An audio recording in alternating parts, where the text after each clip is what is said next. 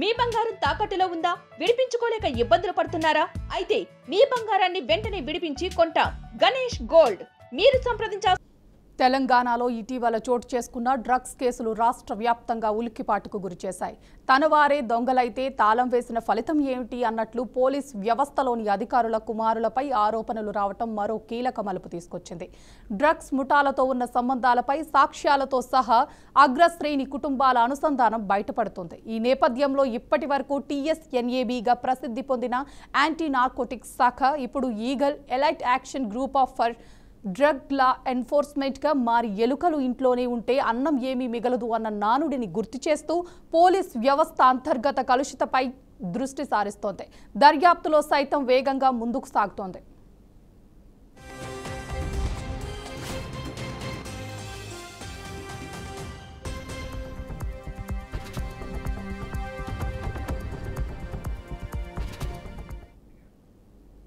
Telangana intelligence శాఖలో ఉన్న retired అధికారి కుమారుడు రాహుల్ తేజ 2023లో నిజామాబాద్ డ్రగ్ కేసులో ఆరోపణలు ఎదుర్కొన్నాడు. అతని ఇద్దరు సహచరులతో పాటు 12 గ్రాముల కొకైన్, 3 గ్రాముల MDMA గంజాయి స్వాధీనం చేయబడింది. అయితే రాహుల్ అరెస్ట్ తప్పించుకుని సుమారు 18 ఏళ్ల పాటు కళ్లకు కనిపించకుండా మాయమయ్యాడు. అయితే ఇటీవల ఈగల్ టీం కోంపల్లిలో రాహుల్ తేజను అరెస్ట్ చేసింది. డ్రగ్ రాకెట్ ప్రధానాలయంగా మారిన ఓ హోటల్ యజమానితో అతనికి సంబంధాలున్నాయని అనుమానిస్తున్నారు. గతంలో తప్పించుకున్న నిజామాబాద్ కేసులో ప్రస్తుతం మరింత లోతుగా విచారణ జరుగుతుంది. ఇక మరో కేసులో సైబరాబాద్ ARDCP సంజీవ్ కుమార్ కుమారుడు మోహన్ మల్నాడు డ్రగ్స్ కేసులో అరెస్ట్ అయ్యాడు. ఇది రాష్ట్రంలోని డ్రగ్ నెట్వర్క్లో ఉన్నత వర్గాల సంబంధాలను బహిర్గతం చేస్తూ భారీ దర్యాప్తుకు నాంది పలికింది.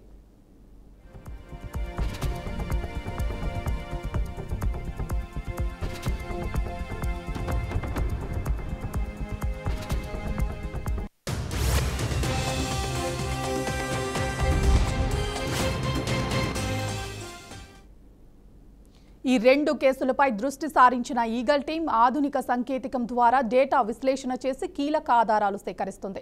డిజిటల్ ఆధారాలు, కాల్ రికార్డులు, లొకేషన్ ట్రాకింగ్ ఆధారంగా నెట్వర్క్ను ఛేదించడానికి ప్రత్యేక చర్యలు తీసుకుంటుంది. 2023లో TSNAB 2 నెలల్లో 196 డ్రగ్స్ కేసులు నమోదు చేసి 399 మందిని అరెస్ట్ చేసింది.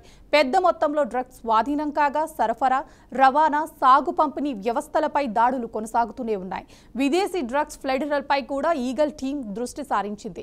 బెయిల్పై బయటకు వచ్చిన వారిని మళ్లీ నేరాలకు పాల్పడకుండా అడ్డుకునేందుకు సంగారెడ్డి జిల్లా అందోల్లో డిటెక్షన్ ఫెసిలిటీ నిర్మాణం మొదలైంది. ఇలాంటి కేసులు తెలంగాణలో డ్రగ్స్ సమస్య ఎంత లోతుగా ఉందో హైలైట్ చేస్తున్నాయి.